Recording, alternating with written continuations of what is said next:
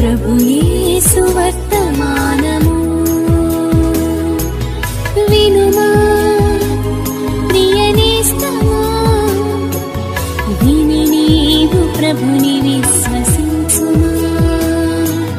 వినుమా ప్రియనేస్తమా, విని నీవు ప్రభుని విశ్వసించుమా. మన్నా మాధుర్యము ప్రభు యేసు వర్తమానము. Praise the lord. దేవునికి స్తోత్రం. అనుదిన మన్నా అని ఈ ఆధ్యాత్మిక కార్యక్రమాన్ని వీక్షిస్తున్న ప్రియ సోదరి సోదరులారా, మన ప్రభువును రక్షకుడునైన యేసుక్రీస్తు అతి శ్రేష్టమైన నామములో మీ అందరికీ శుభాలు వందనాలు తెలియచేయుచున్నాను. ఈ శ్రేష్టమైన సమయంలో దేవుని పరిశుద్ధ గ్రంథంలో నుండి 150వ కీర్తన మొదటి వచనం, యెహోవాను స్తుతించుడి, ఆయన పరిశుద్ధాలయమునందు దేవుని స్తుతించుడి. ప్రభునందు ప్రియ దేవుని బిడ్డలారా, ఈ పునరుత్థాన దినమందు దేవుని సన్నిధిలోనికి వెళ్ళి మనం చేయవలసిన పనేమిటి అని అడిగితే దేవునిని స్తుతించాలి, ఆయనను ఆరాధించాలి. పరిశుద్ధ గ్రంథంలో రాయబడి ఉంది, దేవునిని సేవించేవారు భయభక్తులు కలిగి సేవించాలి, సంతోషముతో సేవించాలి, ఆత్మయందు తీవ్రత గలవారై ప్రభువును సేవించాలి. ఎందుకనగా ఆయన సేవించేవారు యేసుక్రీస్తు ప్రభు వారు సెలవిచ్చారు, దేవుడు ఆత్మ గనుక ఆయనను ఆరాధించేవారు ఆత్మతోనో సత్యముతోనో ఆరాధింపవలెనో అని ప్రభు చెప్పారు. ఆత్మతో సత్యముతో మనం ఆరాధన చేయాలి. అయితే చదవబడిన 150వ అధ్యాయములో ఈరోజు ఒక 3 విషయాలను జాగ్రత్తగా మనం ధ్యానం చేద్దాం. దేవుని స్తుతించుడి అని ఇక్కడ రాయబడి ఉంది. ఎందుకు స్తుతించాలి, ఎలా స్తుతించాలి, ఎవరు స్తుతించాలి, ఈ 3 విషయాలను ఈరోజు మనం 150వ కీర్తనలో నుండి ధ్యానం చేద్దాం. మరొక్కసారి, ఎందుకు స్తుతించాలి, ఎలా స్తుతించాలి, ఎవరు స్తుతించాలి, పరిశుద్ధ గ్రంథంలో నుండి ధ్యానం చేద్దాం. నెంబర్ 1, మొట్టమొదటిగా ఎందుకు స్తుతించాలి? అక్కడ రాయబడినటువంటి మాట, ఆయన బలమును ప్రసిద్ధి చేయు ఆకాశ విశాలమందు ఆయనను స్తుతించుడి, ఆయన పరాక్రమ కార్యములను బట్టి ఆయనను స్తుతించుడి, ఆయన మహాప్రభావమును బట్టి ఆయనను స్తుతించుడి. ఎందుకు మనం స్తుతించాలి? వాక్యములో రాయబడి ఉంది, ఆయన పరాక్రమ కార్యములను బట్టి, ఆయన మహాప్రభావమును బట్టి ఆయనను మనం స్తుతించాలి. మనం స్తుతిస్తున్న దేవుడు ఎవరు అని అడిగితే, పరాక్రమమైన కార్యములు చేసేవాడు. నోటి మాటతోనే ఈ సృష్టిని కలుగజేశాడు. తన చేతులతో మట్టిని తీసుకుని బొమ్మగా చేసి రూపురేఖలు ఏర్పాటు చేసి తన జీవ వాయువును ఆయన ఊదాడు. ఎందుకనగా ఎందుకు మనం దేవుని స్తుతించాలి అని అంటే, ఆయన మనలను సృజించాడు, ఆయన మనలను పోషించుచున్నాడు, ఆయన మనలను కాపాడుచున్నాడు, మనకేం కావాలో సమస్తమునైనా సమకూర్చాడు. పరాక్రమమైన కార్యములను చేసే దేవుడు. ఆయన చేసిన కార్యములను బట్టి, ఆయన చేసిన అద్భుతములను బట్టి, ఆయన ఇచ్చిన జీవమును బట్టి ఆయన సన్నిధిలో మనం ఆయనను సేవించాలి, ఆయన స్తుతించాలి. 100వ కీర్తన 2-3 వచనాల్లో రాయబడి ఉన్న, సంతోషముతో యెహోవాను సేవించుడి, ఉత్సాహగానము చేయించు ఆయన సన్నిధిలోనికి రండి, యెహోవాయే దేవుడని తెలుసుకొనుడి, ఆయనే మనలను పుట్టించెను, మనము ఆయన వారము, మనము ఆయన ప్రజలము, ఆయన మేపు గొర్రెలము. ప్రియ దేవుని బిడ్డలారా, ఆయనే మనలను పుట్టించాడు, ఆయనే మనలను పోషించుచున్నాడు, ఆయనే మన జీవితంలో అద్భుతాలు చేస్తున్నాడు. కనుకనే మనం ఆయనను స్తుతించాలి, ఆయన కార్యములను బట్టి ఆయన ఆరాధించాలి. పరిశుద్ధ గ్రంథములో పేతురు యోహానులు దేవాలయంలోనికి ఎక్కి వెళుతున్నారు. ఆ దేవాలయం దగ్గర పుట్టినది మొదలుకొని కుంటివాడు ఒక ఆయన కూర్చుని ఉన్నాడు. వెళ్ళే వాళ్ళని వచ్చే వాళ్ళని భిక్షం అడుగుతా ఉన్నాడు. అందరిని అడుగుతున్నట్లుగానే పేతురు యోహానులను కూడా అడిగాడు, అయ్యా ధర్మం చేయండి అని. పేతురు యోహానులు నిలబడ్డారు. అబ్బాయ్ మా వైపు తేరి చూడు అని అన్నారు. అతడు వాళ్ళ వైపే చూస్తున్నాడు. పేతురు గారు అన్నాడు, అబ్బాయ్ మా దగ్గర వెండి బంగారములు లేవు, అయినా మేము కలిగి ఉన్నదే నీకిచ్చుచున్నాము అని చెప్పి పేతురు తన కుడి చేతిని ఆ కుంటివాడికి ఇచ్చి నజరేయుడైన యేసు నామములో లేచి నడువు అని చెప్పగానే వాక్యంలో రాయబడిన మాట, వాడు దిగ్గున లేచి నిలచి గంతులు వేయుచు దేవునిని స్తుతించుచు దేవాలయములోనికి వెళ్ళినని వాక్యం చెప్తాను.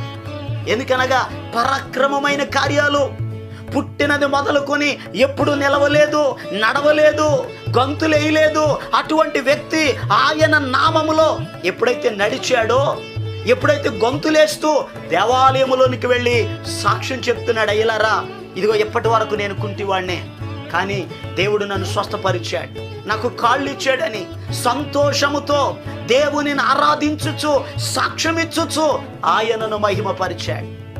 అందుకే కీర్తనకారుడు 103వ కీర్తనలు అంటారు, నా ప్రాణమా యెహోవాను సన్నుతించుము, నా అంతరంగమునున్న సమస్తమా ఆయన పరిశుద్ధ నామమును సన్నుతించుము, నా ప్రాణమా యెహోవాను సన్నుతించుము, ఆయన చేసిన ఉపకారములలో దేనిని మరువకుము అని అన్నారు. నిజమే, దేవుడు చేసిన మేలులను మరచిపోకుండా కృతజ్ఞతార్పణలు చెల్లించుచు దేవునిని స్తుతించాలి, దేవునిని ఆరాధించాలి. ఎందుకు మనం దేవునిని స్తుతించాలి అని అడిగితే, ఆయన మనలను సృష్టించాడు, ఆయన మన జీవితంలో గొప్ప కార్యాలు చేశాడు గనకనే దేవునిని మనం స్తుతించాలి. ఇక రెండవ మాట, ఎలా స్తుతించాలి చూడండి. 150వ కీర్తనలో 3వ వచనం దగ్గర నుండి 5వ వచనం వరకు చదువుదాం. బోరధ్వనితో ఆయనను స్తుతించుడి, స్వరమండలముతోనూ సితారాతోనూ ఆయనను స్తుతించుడి, తంబురతోనూ నాట్యముతోనూ ఆయనను స్తుతించుడి, తంతి వాద్యములతోనూ పిల్లని గ్రోవితోనూ ఆయనను స్తుతించుడి, మ్రోగు తాళములతో ఆయనను స్తుతించుడి. ప్రియ దేవుని బిడ్డలారా, ఎలా స్తుతించాలి అని అడిగితే వాక్యంలో రాయబడి ఉంది, బోరధ్వనితో ఆయనను స్తుతించాలి, స్వరమండలముతో ఆయనను స్తుతించాలి, సితారాతో ఆయనను స్తుతించాలి, తంబురలతో స్తుతించాలి, నాట్యమాడుతో ఆయనను స్తుతించాలి. దేవునికి స్తోత్రం. అబ్బా ఎంత అద్భుతమైనటువంటి విషయాలు. చాలా మంది అనుకుంటారు దేవుని సన్నిధిలోకి వెళ్ళి మౌనముగా కూర్చుని మౌనముగా ఉండి మౌనముగా తిరిగి వచ్చేయాలి, ఇదే దేవుని స్తుతించడం అనుకుంటున్నారు. రే దేవుని బిడ్డలారా, ఆయన అల్లరికి కర్త కాడు. మౌనముగా ఉండవలసిన సమయం ఉంది, ఆ సమయంలో మౌనంగా ఉండాలి. పాటలు పాడే సమయంలో, ఆరాధించే సమయంలో, నాట్యం చేసే సమయంలో, ఆత్మలో ఆనందించే సమయంలో దేవునిని హృదయపూర్వకముగా సజీవ యాగముగా దేవునిని మనం స్తుతించాలి. చప్పట్లు కొడుతూ మన స్వరాలు తెరుస్తూ దేవుని సన్నిధిలో హృదయపూర్వకముగా గొంతులు వేస్తూ ప్రభుని ఆరాధన చేయాలి. ఎందుకనగా ఈ రోజు నాడు భూలోకంలో అనేక మంది ఇలా కనబడుతున్న వారు అలా మాయమైపోతున్నారు. ఎందుకనగా మనకంటే గొప్పవారు, ధనవంతులు, జ్ఞానం కలిగిన వారు అనేక మంది లోకాన్ని విడిచిపెట్టి వెళ్ళిపోయారు. ఏ యోగ్యత, ఏ అర్హత లేకపోయినా ఇప్పటి వరకు సజీవముగా ఉన్నామనంటే అది కేవలము దేవుని కృపే. ఆ కృప కలిగిన దేవునిని హృదయపూర్వకంగా ఆరాధన చేయాలి. రోగు తాళములతో, తంతి వాద్యాలతో, పిల్లన గ్రోవులతో, నాట్యములతో, తంబురలతో, స్వరమండలముతో, బోరధ్వనితో ప్రభుని ఆరాధన చేయాలి. అలా ఆరాధన చేయటం ద్వారా దేవుని నామానికి మహిమ. ఇశ్రాయేలీల ప్రజలు ఐగుప్తులో నుండి కనానుకు వెళుతున్న సమయంలో ఎర్ర సముద్రాన్ని దేవుడు ప్రాయలుగా చేసి, ఆరిన నేలగా చేసి ఇశ్రాయేలీల ప్రజలను అద్దరికి నడిపించిన తరువాత ఆ ఫరో రాజును, సైనికులను సముద్రములో దేవుడు ముంచివేసిన తరువాత మిరియాము తంబుర చేత పట్టుకుంది, పాటలు పాడుతూ నాట్యము చేస్తూ ఉంటే స్త్రీలంతా గాన ప్రతిగానములతో ప్రభుని ఆరాధన చేశారు.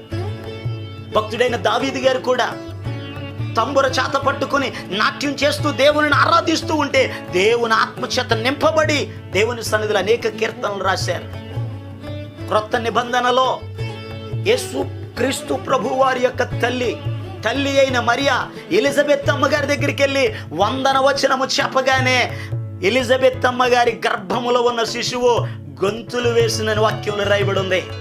దేవుని సన్నిధిలో ప్రియ దేవుని బిడ్డలారా, ఆయనను ఆత్మతో సత్యముతో మనం ఆరాధన చేయాలి. హృదయపూర్వకంగా సజీవ యాగముగా దేవునిని ఆరాధించాలి. ఈరోజు చాలా మంది ఆత్మలో ఆరాధన చేయడం మానేసి కొంతమంది డ్యాన్సులు, శరీర సంబంధమైన డ్యాన్సులు వేయమని నేను చెప్పడం లేదు. ఆత్మ సంబంధంగా దేవుని సన్నిధిలో ప్రభు మన జీవితంలో చేస్తున్న కార్యములను బట్టి హృదయపూర్వకంగా ప్రభుని ఆరాధన చేయాలి. ఇక 3వ మాటను కూడా ధ్యానం చేద్దాం. 6వ వచనం, సకల ప్రాణులు యెహోవాను స్తుతించుదురుగాక. యెహోవాను స్తుతించుడి. ఎవరు స్తుతించాలి? ఎలాగూ వాక్యంలో రాయబడిన మాట, సకల ప్రాణులు. వాళ్ళది ఏ దేశమైనా, వాళ్ళది ఏ కులమైనా, వాళ్ళది ఏ మతమైనా, సకల ప్రాణులు ఆయనను స్తుతించాలి. ఎందుకో తెలుసా? యేసు క్రీస్తు ప్రభు వారు ఒక కులానికి దేవుడు కాదు, ఒక మతానికి దేవుడు కాదు, ఒక దేశానికి దేవుడు కాదు. యేసు క్రీస్తు ప్రభు వారు ఎవరు అని అడిగితే యేసు క్రీస్తు అందరికీ ప్రభు. ఆయన అందరికీ దేవుడు. ఆయన అందరి కొరకు భూలోకానికి దిగి వచ్చాడు. అందరి కొరకు కలువరిగిరి సిలువలో యాగమై తన ప్రాణాన్ని పెట్టారు. మనలందరినీ పరలోకానికి చేర్చడానికే ఓ మరణమా నీ ముల్లెక్కడా, ఓ మరణమా నీ విజయం ఎక్కడని మరణపు ముల్లును విరచి మృత్యుంజయుడిగా తిరిగి లేచారు. దేవుని బిడ్డలారా, ప్రతి ఒక్కరు యేసు ప్రభువుని అంగీకరించాలి. ఆయన అందరికీ దేవుడు. ఆయన లోక రక్షకుడని వాక్యంలో రాయబడు. లోకములో ఉన్న ప్రజలందరికీ, సర్వ మానవాళికి ఆయన దేవుడు గనుక సర్వ మానవాళి ఆయన ఆరాధన చేయాలి. వాక్యంలో రాయబడి ఉంది, యెహోవాను స్తుతించుడే. ఆయన పరిశుద్ధాలయమునందు దేవుని స్తుతించండి. ఎందుకు స్తుతించాలి? ఆయన సృష్టికర్త, గొప్ప కార్యాలు చేసేవాడు. ఆయన ఎలా స్తుతించాలి? సజీవ యాగముగా ప్రభువుని స్తుతించాలి. ఎవరు స్తుతించాలి? సకల ప్రాణులు స్తుతించాలి. ఈరోజు మనం కూడా దేవుని సన్నిధిలోకి వెళదాం, దేవుని స్తుతించుదాం, ఆయన ఇచ్చే ఆశీర్వాదాలు పొందుకుందాం. దేవుడి మాటలను మన వెనుకడలు ఆశీర్వదించును గాక. ఆమేన్. ప్రార్థన చేసుకుందాం. తల వంచండి, కళ్ళు మూసుకోనండి, ప్రార్థనలు ఏకీభవించండి. మహాపరిశుద్ధుడును ప్రేమ కలిగిన మా పరమ తండ్రిని కొందనాలయ్యా, నీ బిడ్డలను దీవించండి అయ్యా. ఈ దినమందు నీ బిడ్డలు నీ పాదాల దగ్గర నిన్ను స్తుతించేవారిగా, ఆరాధించే బిడ్డలుగా ఉండడానికి సహాయం దయచేయండి. నిన్ను స్తుతించి ఆరాధించే బిడ్డలకు క్షేమమునిచ్చే దేవుడు నాయన. నీ బిడ్డలందరికీ క్షేమమును దయచేయండి. నీ కృప, నీ కాపుదల, భద్రత నీ బిడ్డలకు అనుగ్రహించి ఆశీర్వదించమని యేసు నామం పేరట ప్రార్థన చేసి అడిగి పొందుకొని ఉన్నాము తండ్రి. ఆమేన్. మన ప్రభు అయిన యేసు క్రీస్తు కృప మీకు తోడుగా ఉండి నడిపించును గాక. ఆమేన్. ఈరోజు పుట్టినరోజు మరియు పెళ్లి రోజు జరుపుకుంటున్నటువంటి వారికి సీసలి మన్నా చర్చ్ తరపున ప్రత్యేక శుభాలు తెలియపరుస్తూ ఉన్నాం. May God bless you. దేవుడు మిమ్ములను ఆశీర్వదించునుగాక. దయచేసి గమనించండి, మీ కొరకును మీ కుటుంబం కొరకును దేవుడు మిమ్ములను అభివృద్ధి పరచాలని నిత్యము మీ కొరకు మేము ప్రార్థన చేస్తూ ఉన్నాం.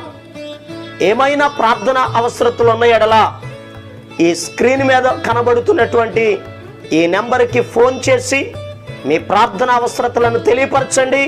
ప్రియ దేవుని బిడ్డలారా, ఈ వాగ్దానాల ద్వారా మీ స్నేహితులు, మీ బంధువులు వారు కూడా బలపరచబడినట్లు తప్పనిసరిగా షేర్ చేయండి.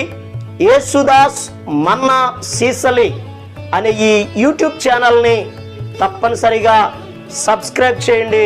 అందరికీ వందనాలు.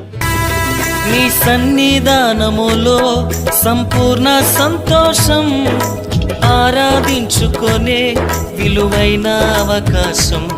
నీ సన్నిధానములో సంపూర్ణ సంతోషం, ఆరాధించుకొనే విలువైన అవకాశం.